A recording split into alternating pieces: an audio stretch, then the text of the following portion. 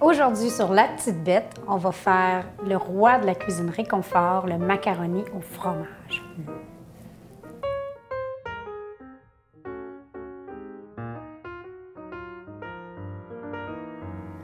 Le macaroni au fromage, c'est probablement la première recette que j'ai appris à faire toute seule. Je devais avoir 8 ans, 9 ans peut-être. Donc, c'est une recette qui est vraiment facile à faire, puis qui est toujours appréciée par tout le monde. Donc, on va commencer par faire la béchamel.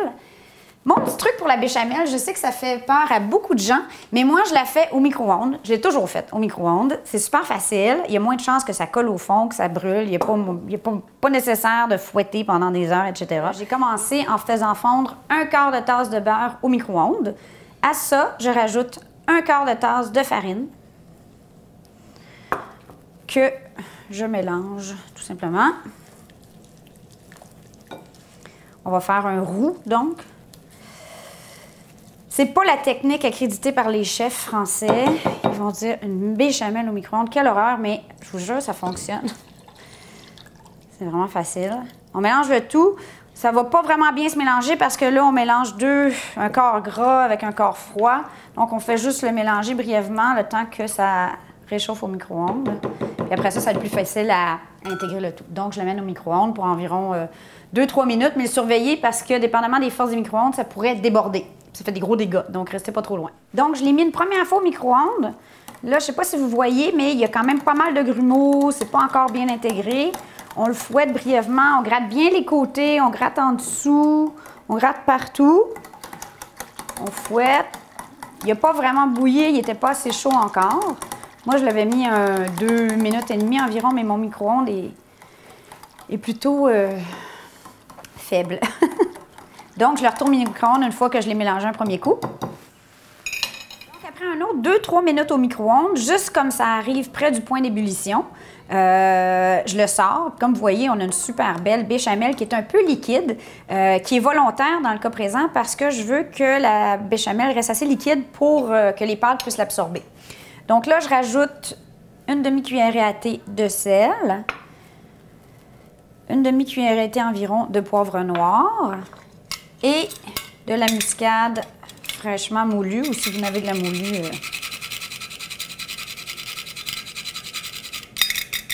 voilà. J'intègre le tout. Et maintenant, on met environ la moitié du fromage qu'on a râpé dans notre mélange. Carrément, on l'intègre. Donc, si vous voulez voir. Les fromages... Moi, je trouve ça super important d'avoir au moins un fromage fort.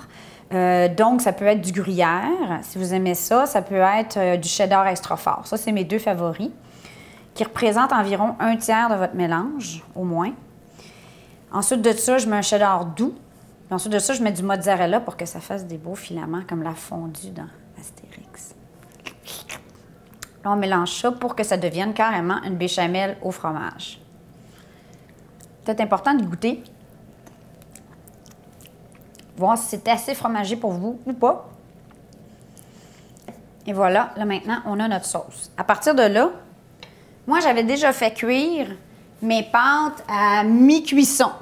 Donc, j'aime beaucoup les Scooby-Doo pour les macaronis. C'est comme ça qu'ils appellent ces pâtes-là. Je ne sais pas pourquoi. Donc, des espèces de tournicotons. Avec des rainures aussi, ça aide à absorber la sauce.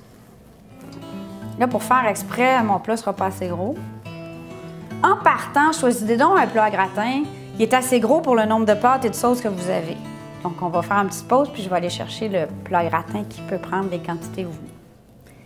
Donc, une fois que tu as sorti le plat approprié, qui est capable de supporter la quantité de pâtes que tu as fait cuire, et la béchamel, on intègre tout ça dans notre plat. Ça sent tellement bon. Tout simplement pour qu'il y en ait un peu partout.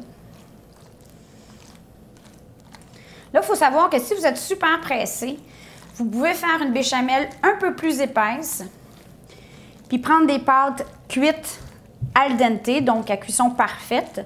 Puis à ce moment-là, vous faites juste intégrer tout ça ensemble. Et vous gratinez, puis il vous restera juste à le mettre à broil, puis gratiner le dessus, puis votre macaroni va être prêt en 12 minutes. Top chrono. Alors que dans le cas présent, je ne suis pas vraiment pressée. C'est pas encore l'heure du repas. Donc, j'ai fait cuire les pâtes un peu moins. J'ai fait de la béchamel un peu plus liquide pour permettre à ce qu'elles absorbent un peu la sauce en cuisson qui va donner un goût extra fromagé à notre macaroni. Et voilà, je pense que c'est comme pas mal bien intégré. Aussi, si jamais vous voulez faire un macaroni plus santé, à ce moment-là, c'est un bon moment pour ajouter des champignons, des épinards, des légumes de votre choix dans votre macaroni. Ça, c'est la recette de base. Si vous voulez faire un macaroni plus cochon, bien, vous pouvez rajouter du bacon, du smoked meat, du jambon. C'est aussi absolument délicieux. Mais ensuite de ça, on fait simplement gratiner avec l'autre moitié de fromage qu'on avait râpé au préalable. Puis là, vous pouvez finir ou ne pas finir. Des fois, quand j'en ai pas, j'en mets pas. Quand j'en ai, j'en mets. Avec un petit peu de chapelure. Ça fait un petit aspect croustillant sur le dessus qui n'est pas choquant pantoute. Mais c'est vraiment optionnel. Si vous n'avez pas, empêchez-vous pas de faire votre macaroni. Il n'y a personne qui va s'en rendre compte. C'est toujours le fun. Et voilà. Et on met tout au four à 400 pour environ une demi-heure. En surveillant, évidemment. Donc, en fait, le but, c'est que ça soit bien gratiné sur le dessus, mais que les pâtes aillent absorber la sauce. Voilà, il est prêt, macaroni, après 30 minutes de cuisson. Il a gratiné tout seul. Il devrait avoir absorbé ce qu'on avait de sauce. Il ne reste plus qu'à goûter. C'est pas gras du tout. Mais bon, la cuisine réconfort, c'est souvent pas synonyme de cuisine diète.